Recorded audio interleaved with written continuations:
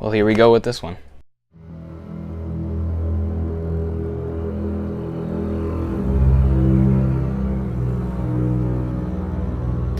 My apologies ahead of time if you hear somebody yelling in the background. My brother plays video games, gets very angry at him. I told him to calm down, but will he? We will find out through the course of this video. Anyways, hello and welcome back to this amazing channel that I call home. My name is Connor, aka President CM, aka Prezi Fresh, which no one calls me yet, but I guarantee you that will catch on. And I'm back with another 10 Points of Redemption video, a special bonus episode of 10 Points of Redemption. And I know what you're thinking.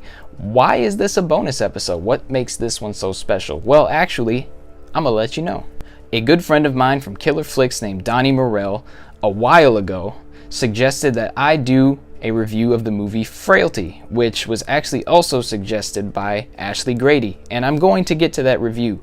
I was actually planning on buying a copy of it because I haven't seen that movie in a very long time and I don't remember a lot of it, so I want it to be fresh on my mind. To make up for the fact that I haven't made this review yet, I wanted to dive in and make something that he did want. And for a while, I just kind of was like hoping that he and a few other people who have said things that I haven't been able to do yet would comment and I'd be able to just grab it and pick it. Well, that happened last night. He suggested that I make a 10 Points of Redemption video on the movie I'm making today, and I will admit, up to this point, this has been the toughest 10 Points of Redemption video for me to do, so I'm going to do my best with it. But this, nevertheless, is going to be the topic of today's video. Of course, I'm talking special bonus episode 10 Points of Redemption. We are doing this on Texas Chainsaw Massacre: The Next Generation. Now, Texas Chainsaw Massacre: The Next Generation was actually released in 1995, filmed in 1994. It was released at the 1995 South by Southwest Film and Media Conference. It was shown there, and it was said to have, quote, glowing reviews. It was actually originally titled Return of the Texas Chainsaw Massacre, and like I said, it was supposed to be a movie that got very good reviews, that was looked at quite highly.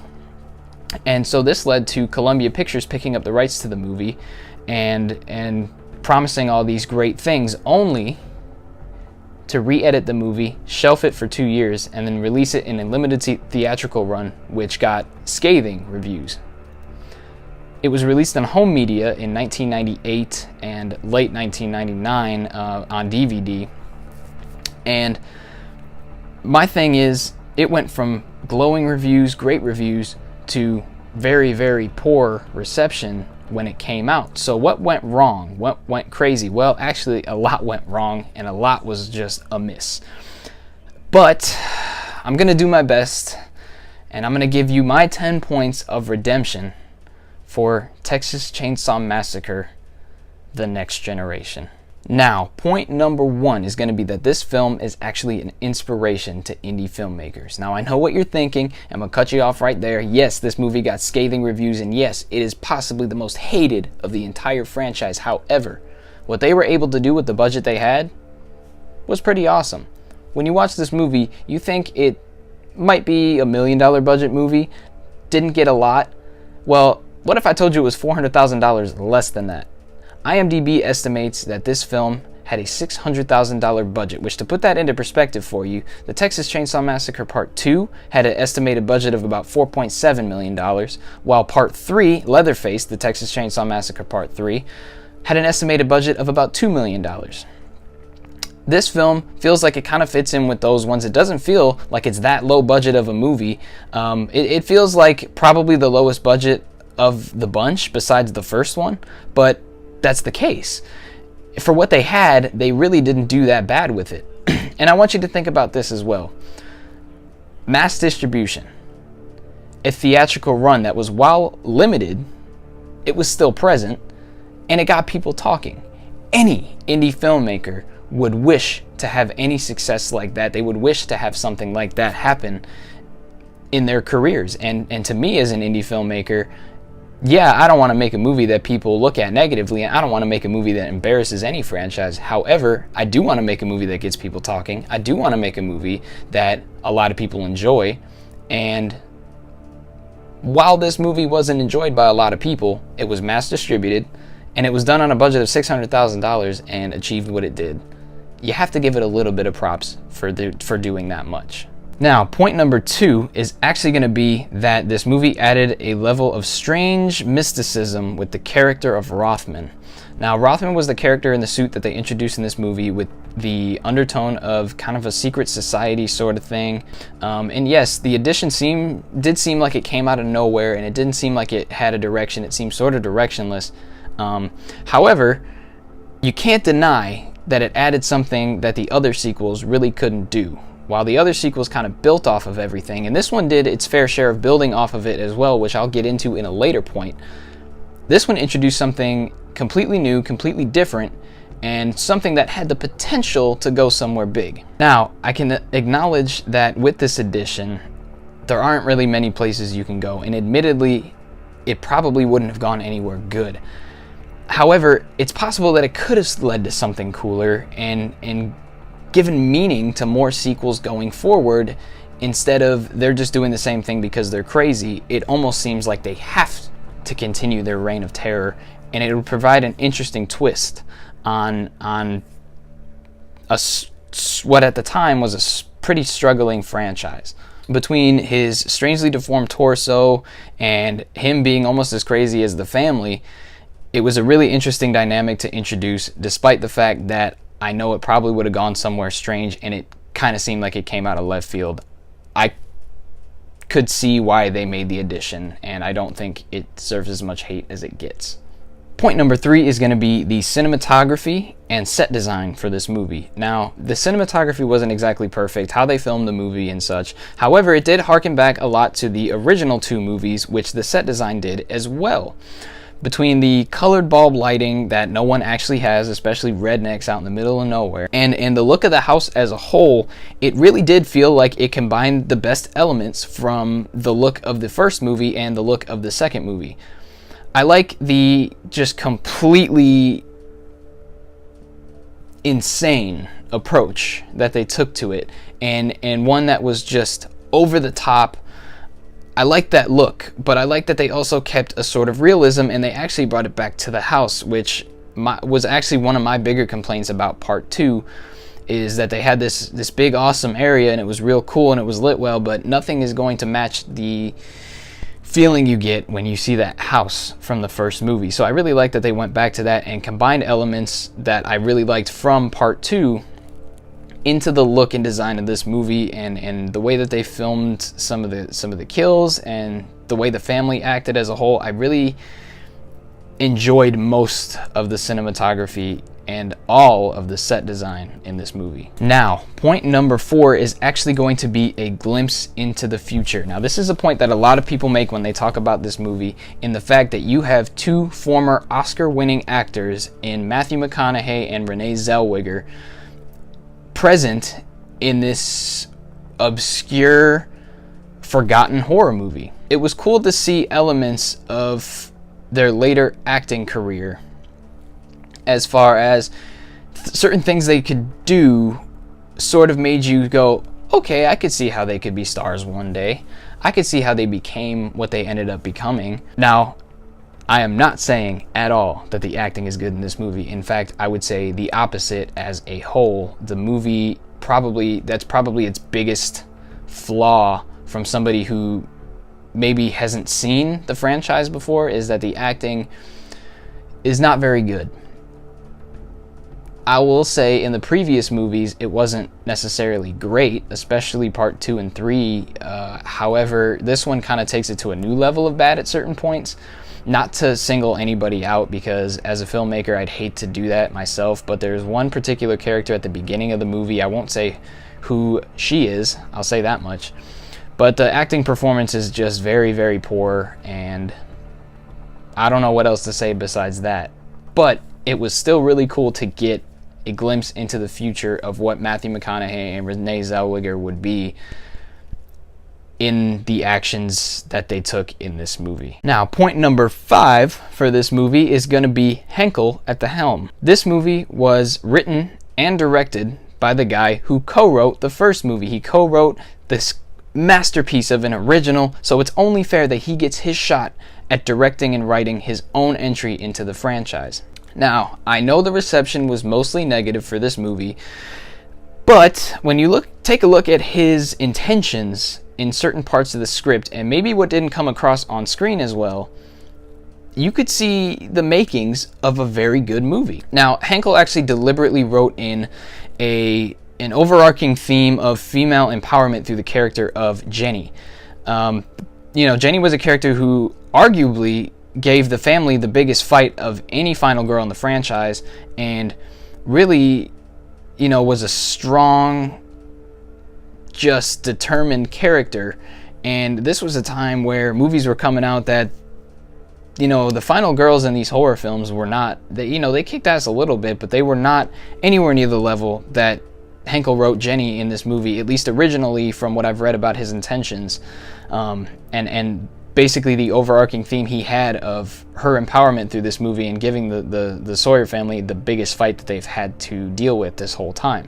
And another thing that people complain about in this movie a lot is Leatherface. And in fact, it's my biggest complaint about this movie. I love the character of Leatherface, and while the family is an important part as well, Leatherface has to be done right for the movie to be as good as it can be, in my opinion. However, when you look at Henckels' original intentions with the character, it actually makes Leatherface a little more interesting. His intention to turn Leatherface into what was, quote, cross-dressing Nancy boy who screams more than he saws, was actually adding a certain depth to a character instead of ruining the character. It was not meant to destroy him, it was meant to add more emotional depth to a character that was actually suffering from some blandness in the previous movie. What he meant to show in this script was that Leatherface, when he puts someone's face on his own as a mask, he takes on the persona of said person. So he's got the woman's face on in this, and so he takes on her persona, and that's what we see on the screen. And when you think about it, that makes a lot of sense, that he would take on the persona of whoever he has, and you can hearken that up to his mental state, or even the fact that we can see in the first movie a little bit of questioning into the mindset or sexuality of Leatherface, because I believe it was the dinner scene, if I'm not mistaken, where Leatherface has the caked, painted, basically with makeup face. It basically goes back to the original in that sense. And while I personally would have had Leatherface put on someone else's face and take on their persona to show that a little bit better and to hint at it a little bit better, and yeah, the execution wasn't great, I think this could have really added some depth to Leatherface. And I think because now knowing that intention, when I watch the movie now, it gives a little bit more purpose to why he's acting that way, and does give him a little bit more depth than we saw in Leatherface, a Texas Chainsaw Massacre 3, where he was just kind of a stock killer and really kind of went away from the original film in certain parts of the movie. You kind of have this more interesting killer in this one. Now, point number 6 is actually going to be that the family is as crazy as ever, and I love it. Now, I won't spend a ton of time on this because it's evident when you watch the movie, and any movie in this franchise, that the family is absolutely batshit insane. Is it at comical levels at times in this film? Absolutely. However, so are the characters in part 2.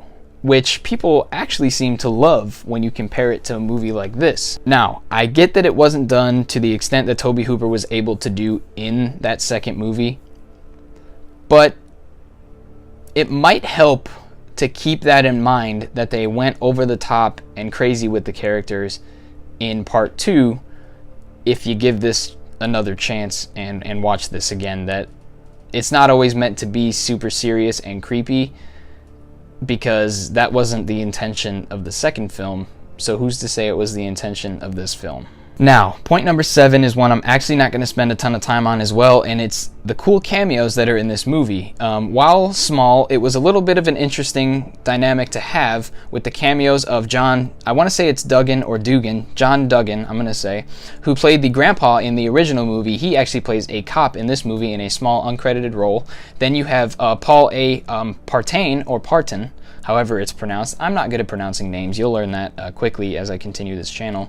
He was the awesome character of Franklin in the original movie, and he actually plays an orderly in this movie, of course uncredited as well. And of course, we have the leading lady, the final girl herself from the original movie. We have Marilyn Burns playing a woman on a gurney, credited as anonymous, to keep her involvement in this film minimal. And you know, it's sad to see that the character or the actors themselves might not be proud of this movie as a whole, and including people who, you know, came on from the original movie. But it's cool to see that they were thrown in there as cameos, at least to show like, hey, you know, we had good intentions with this movie and really wanted to keep it similar to the first one. Sorry if the lighting changed. I had a little bit of an issue with the camera when I was trying to mess with the last shot. However, the lighting is going to be different. I'm sorry for that. However, let's go into point number 8, which is that it's a good separation from the last entry. After being butchered by the MPAA, Leatherface, the Texas Chainsaw Massacre 3, which was released in 1990, disappointed a lot of people as far as the level of violence in that movie. People expected it to amp up what they did in the second movie, which was actually, compared to the first one, incredibly more bloody and gory. And this movie, especially with the heavy metal tone that it had in Leatherface, that it should have amped it up, but it didn't. And so in part 4, I guess they knew it, because they had, it was kind of blatant to me as a writer that they were trying to kind of distract you away from the violence, so that when the violence did happen, it felt like it meant more, and it felt like it had a lot more blood and gore and violence than it did, which is something that the first movie actually did very well. Taking the characters and making them so strange and interesting and putting them in these weird situations really makes you look at the violence that's in the movie with a lot more admiration, I guess, and it kind of makes you, you know, it makes that portion of the movie seem a lot better than the previous film, which was toned down a lot, and they weren't able to do a lot of the things that they wanted to do. It was very clear that part 3 made it was meant to be a very violent movie, while this one was kind of just meant to be a mix of the first two and have its fair share of violence, but really just go off the wall with the characters. And speaking of the characters in this movie doing crazy and outlandish things, point number 9 is going to be the disinterest in Leatherface equals more attention to the family. Now, as I noted earlier, the family is insane, and yes, I can acknowledge that the acting in this movie is not perfect. However, letting more of the attention go onto the family actually made for a more interesting take on the movie. In part 2, you had the character of Chop Top basically steal the movie from Leatherface. It wasn't necessarily that it was the intention for him to be the character that everybody takes to. It was just he was so good that he sort of drew your attention away from Leatherface. In part 3, which, might I add, is named after Leatherface, we got the most bland carbon, you know, just a cutout, just your blank insert movie killer here version of Leatherface. Though I do like the movie, you got this just kind of boring take on Leatherface that really drew the attention to Ken Foree's character out of everybody, and nobody in the family was all that interesting. So it drew your attention to the good guys in the movie, which not even the first movie was intentioned to do. This film obviously decided to take a different approach with Leatherface, and that didn't pay off very well. However, what it did do is allow characters like, you know, mainly McConaughey's Vilmer to shine in this movie and basically kind of take your attention away from the fact that Leatherface is insane. Yes, like I said earlier, it's comical at some points. There are points in this movie where you're just laughing because you're like, what's going on? Why are they doing this? This is insane. However, it really allowed for you to realize that this franchise isn't necessarily all about Leatherface. It's not called Leatherface. The one movie was called Leatherface, but this is not called Leatherface. It's Texas Chainsaw Massacre: The Next Generation, and it's putting the focus on the next generation of the family, which, while the fans hated and while I don't necessarily like, I think it's a strong point in the movie to make of why, if any point that you can make, it's a stronger point of why Leatherface is more suppressed and the family is more outlandish and loud. And here we are, point number 10 in this video. Finally, we're here, and it's going to be that it played off the original more than any other sequel, really. Now, yes, part 2 obviously had a lot from the first movie that it kind of recycled through, and sometimes it's both good and refreshing to get something like part 2 where it's such a big departure from the first movie that it's almost unrecognizable. It's almost a spoof, per se. It's supposed to be outlandish and insane,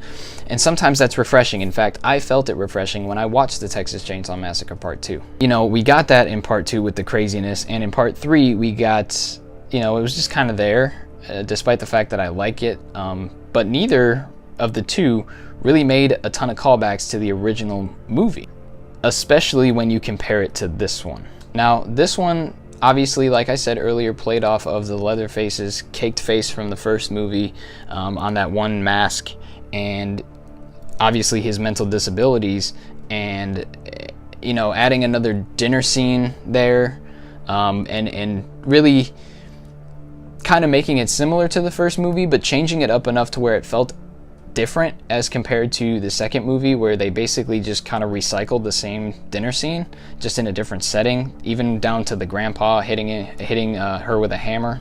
And you know, they changed up the formula of the movie enough to make it feel different, but to also kind of make it seem familiar, which I actually kind of liked the setup to this. I like the fact that they kind of took elements from the first movie, and they took something that was kind of a tired cliche by that time, but something that the original did very well in the setup of the movie, and they made them very similar but also different enough to differentiate from each other. Yes, I know that part 2 and part 3 were very different in how they set up the movie, similar basic premise, but this one I think was so close without ripping it off that I actually kind of liked that. It honestly created a tone that basically fit, like, if the first film and the second film had some kind of love child, it would be the tone of this movie overall. There's obviously things that are different, that really make this movie, you know, as poorly received as it was, but the tone overall is basically just a mashup of the first movie and the second movie, and honestly, this movie makes more callbacks to the original than either of the other two sequels did. Despite the execution, which at times was very, very poor, there was something there to make a great sequel with the callbacks that they made in this movie, and it was more true to the original than the previous entry was, despite the overall quality of this movie. I don't know if you could tell from me talking throughout this, but it was very difficult to make this. It was very difficult to compile this list. Definitely the toughest I've done so far, and I want to say thank you to Donnie Morrell for that, because I really need to be challenged with these videos, and I really liked feeling challenged, as in the rest of the movies, you know, I liked everything I've done so far as this went, so it was really cool and refreshing to do something that a movie that I didn't really like, and really finding things I liked about it, and finding out things about the movie myself that's going to help me give it another chance when I watch it again. But we did it.